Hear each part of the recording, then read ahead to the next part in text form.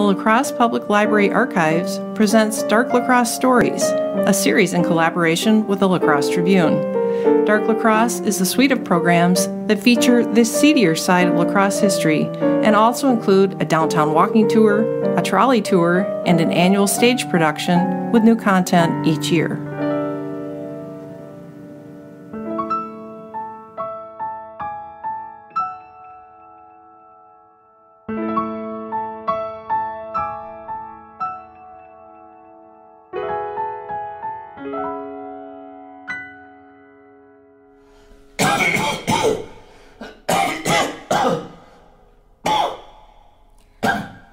Oh, don't mind Arthur. Consumption has gripped him, and just about every night we hear him coughing.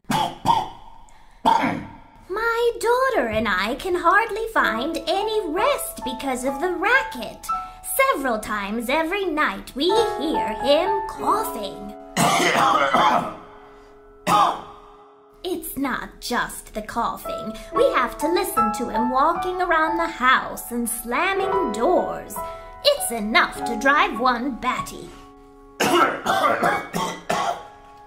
The ladies in my bridge club don't know how I stand it.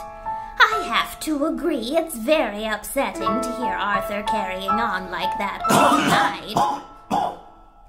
But I have to admit the most unnerving thing about all this commotion, just about every night from Arthur, is the fact that he died over a month ago.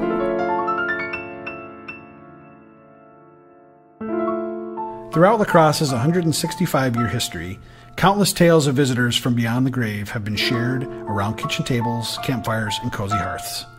Yet there are some La Crosse ghost stories that have made headlines. In 1905, the La Crosse Chronicle told of a specter on Logan Street. Neighbors reported the house being bathed in a mysterious white light, and an apparition, shrouded in white from head to toe, appeared in the top window of the vacant house and waved its ethereal arms as if warning the neighborhood of impending doom. The frantic gestures were witnessed by several Northside residents. The ghost appeared in the empty house for several nights. If an onlooker had gathered enough courage to enter the property, the light and the apparition would disappear the moment they placed their hands on the front gate.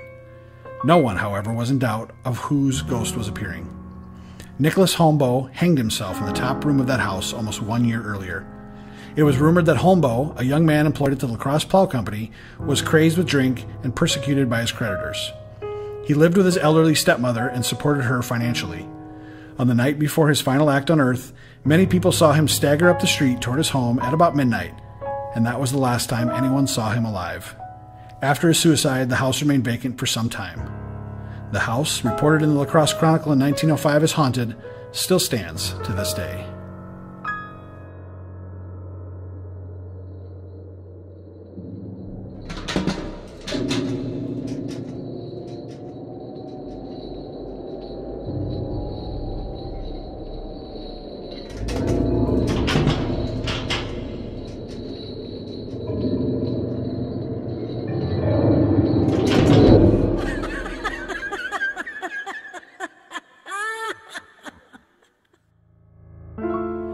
In 1901, the La Crosse Republican and Leader shocked its readers with the harrowing tale of stout-hearted watchmen abruptly leaving their position at the George Pierce plant on La Crosse's north side. The reason for resignation? The ghost of George Pierce. George Pierce was living above his factory when pneumonia snuffed out his life in 1894 at the age of 63. Rumored after his death was that poison secretly administered by his mistress was the true cause of his demise. She was named the sole beneficiary of his fortune. George Pierce's son would later contest the will, and after a long and lengthy legal battle, he would strip her of his father's money in 1897. 4 years later, a terrifying spirit with the ability to hurl objects several feet began unnerving the night staff. They reported several incidents when a loud whooshing sound followed by cans, metal, and other objects being jettisoned around the spacious plant, and then ending with the sound of wild and raucous laughter.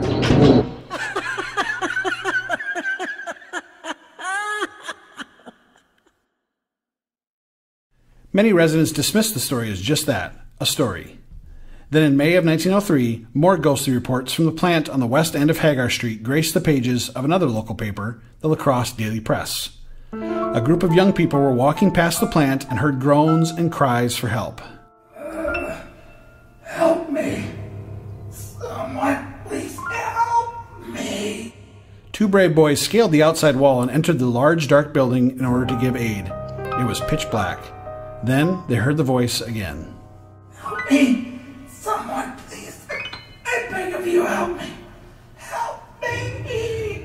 The boys reported being frozen in terror as the apparition of a hunched elderly man drifted toward them but dissolved into nothingness before their very eyes. Help me! That story would be the last ghost tale produced by the factory on Hagar Street. The building was razed in 1915 and is the current site of the Hydrite Chemical Company.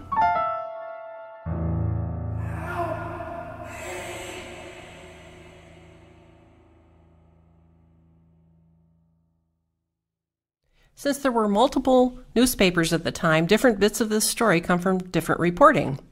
This is a challenge we often have faced when researching stories prior to the La Crosse Tribune becoming the sole newspaper of record for the La Crosse area. While having only one newspaper to rely on for the definitive reporting on a story streamlines the research process, it also leaves open the possibility that important information is being missed simply by not having a competitor who leaves no stone unturned trying to get the scoop. Sensational stories like this would have sent reporters for the multiple newspapers scrambling in all directions, trying to talk to anyone who was even tangentially related to the events being breathlessly reported day after day. The challenge in the research here, then, with multiple newspapers covering the same story, is that a reporter for each could talk to the same person, and that person changes their story, whether intentionally to save face, unintentionally based on the questions being asked, or perhaps more innocently simply because it's hard to tell the same story multiple times exactly the same way. Here's a classic joke that Marcus Brick Pomeroy, editor of the La Crosse Democrat, played on readers in 1861 that highlights sensationalism in print media. Many circuses came to towns all over the United States and attracted a great many people to their shows. La Crosse was no exception, and it hosted several circuses each year. On August 20th, 1861, an article appeared in the Tri-Weekly Democrat about the Dan Rice Circus Troupe and their 4,000-pound trained rhinoceros. During this time, steamboat travel was easier than railroad transportation, so traveling by steamboat up and down the Mississippi River was the preferred method when possible. The steamboat carrying the Rice Troupe from Prairie du Chien to La Crosse on Monday, August 11th, was jostled by the wake of another steamer. In the scuffle, the cage holding the rhinoceros was knocked into the muddy Mississippi. Newspaper editor Pomeroy decided to embellish the story and claimed that no one found any sign of the big critter. Pomeroy stated that by Saturday of that week, in a slough about 5 miles south of La Crosse, the rhinoceros had taken up living there and came out of the water to eat in a farmer's cornfield. The animal frightened some men who were working in the cornfield that Saturday.